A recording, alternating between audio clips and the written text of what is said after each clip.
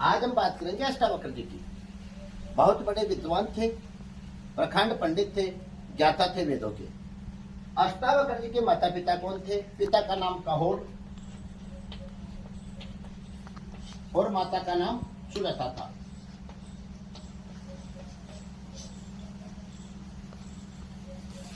जब ये अपनी माता के कोख में थे, तब कहोड ऋषि अपने शिष्यों को वेदों का पाठ पढ़ा रहे थे। तो उनसे कोई त्रुटि हो गई तो उन्होंने माता की कोख से ही पिता को त्रुटि सुधार के लिए कहा कि ये गलत है।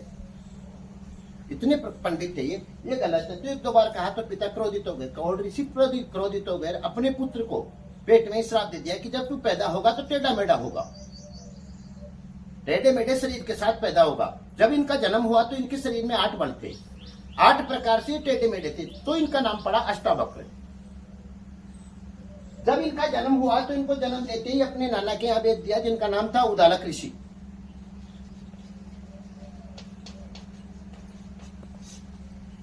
और यहाँ ये उदालक ऋषि के आश्रम में पले बढ़े, इनको शिक्षा मिली और 12 वर्ष की आयु में इनको पूर्ण ज्ञान प्राप्त हो गया।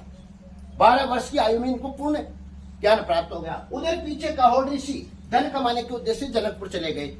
जनकपुर में उनको बंदी नामक एक विद्वान से शास्त्रार्थ हुआ, दोनों के शास्त्रार्थ हुआ।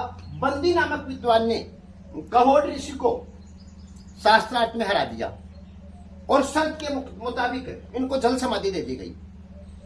जब इस बात का पता अष्टावक्र को चला, पुत्र को चला, कहोड ऋषि के पुत्र को चला, तो उन्होंने वो जनकपुर की चले गए और राजा जनक की सभा में पहुंच गए। उनको देखकर सारे विद्वान हंसने लगे। तब उन्होंने कहा राजा जनक को कि हे राजन, तुमने यहाँ चमारों की सभा जमा कर रखी है, ये चमार है, सारे विद्वान नहीं है। तो सारे क्रोधित हो गए। तो उन्होंने पूछा ऐसा क्यों? कि इन्होंने भी मेरी चमड़ी देखी है, मेरे शरीर को देखा, मेरे ज्ञान को नहीं देखा, मैं शास्त्रार्थ करना चाहता हूं। तब इस बंदी नामक विद्वान को इन्होंने शास्त्रार्थ में हराया और अपने पिता और अन्य विद्वानों को मुक्त करवाया, जल समाधि से मुक्त करवाया, बंधन से मुक्त करवाया। ध्यान रखना इस बात का।